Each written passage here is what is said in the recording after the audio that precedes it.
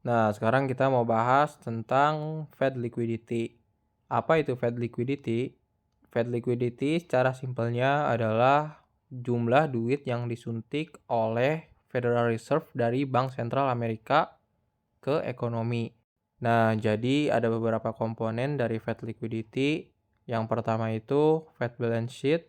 Nah, Fed balance sheet kita udah bahas di modul sebelumnya di quantitative easing versus quantitative tightening.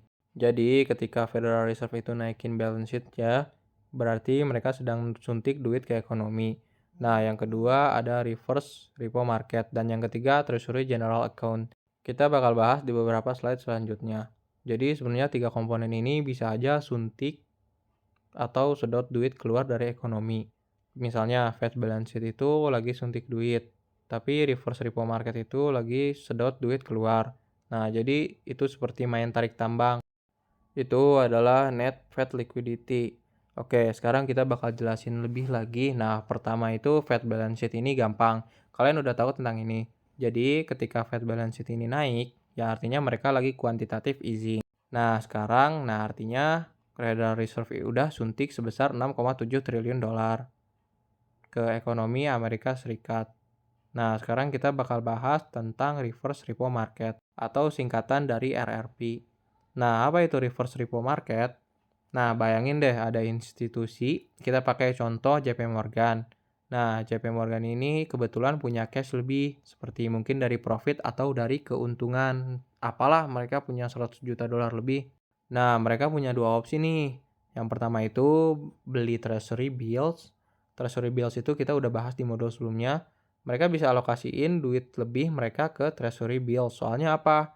Soalnya itu liquid, sangat amat liquid. Jatuh temponya di bawah 52 minggu. Dan sangat amat aman, soalnya kita percayain pemerintah Amerika Serikat. Nah, sekarang US Treasury atau pemerintah Amerika itu bisa pakai duitnya untuk fiscal spending. Untuk apa? Untuk bangun jalanan, untuk bangun sekolah, dan lain sebagainya. Nah, yang kedua, JP Morgan bisa taruh di RRP, di reverse repo market ke Federal Reserve. Dan Federal Reserve ini bakal kasih bunga ke JP Morgan. Nah, treasury bills ini sama reverse repo market itu resikonya relatif sama. Jadi JP Morgan ini punya dua pilihan. Misalnya kalau RRP reverse repo market kasih bunga lebih tinggi, ya otomatis JP Morgan bakal simpen duit ke Federal Reserve. Nah, tapi apa dampaknya kalau JP Morgan simpan di RRP? Nah, tadinya 100 juta itu bisa dipakai oleh US Treasury untuk pengeluaran fiskal. Cuman dulu diam doang di basement Federal Reserve, duitnya nggak diputar. Jadi ketika JP Morgan ini simpan duit ke Federal Reserve, ke RRP ini, ya 100 juta itu hilang dari ekonomi. Gitu aja, soalnya nggak diputar. Nah, berarti ini ada liquidity. Air pocket berarti ada kekurangan likuiditas di ekonomi. Soalnya tadinya 100 juta ini bisa dimuterin, sekarang cuma duduk diam doang. Kita balik ke chart ini. Ketika RRP ini naik, reverse repo market, berarti para institusi itu lagi simpan duit mereka di Federal Reserve. Nah, ketika ini terjadi, ya likuiditas ditarik keluar dari ekonomi. Tapi ketika institusi itu mulai tarik dana keluar dari Federal Reserve, kasih ke US Treasury, ya otomatis apa? Otomatis itu namanya liquidity injection. Itu namanya penyuntikan duit ke ekonomi.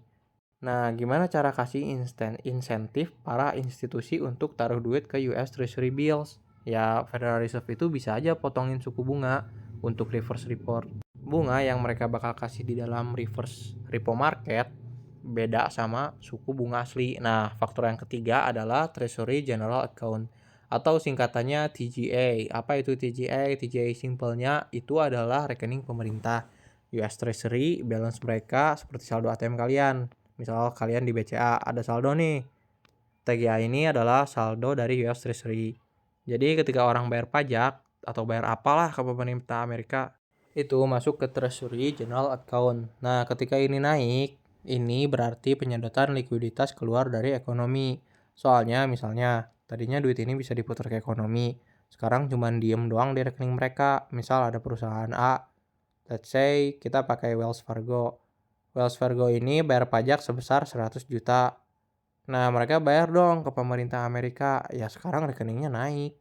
Kalau pemerintah Amerika itu nggak langsung pakai duitnya. Mereka simpan ya otomatis balance sheet-nya itu naik.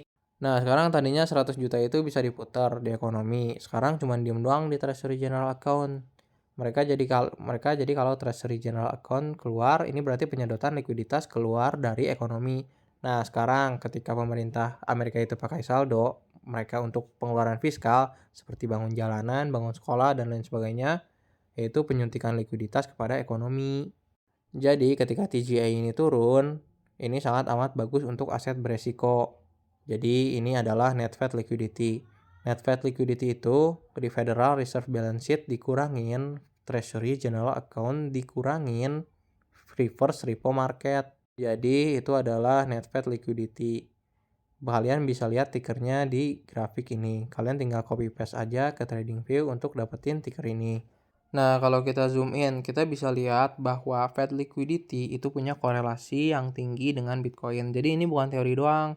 Ini adalah udah terbukti bahwa Fed liquidity itu punya korelasi tinggi dengan Bitcoin. Jadi ketika Fed liquidity atau jumlah duit yang disuntik oleh Federal Reserve itu naik, ya Bitcoin juga mengalami kenaikan juga.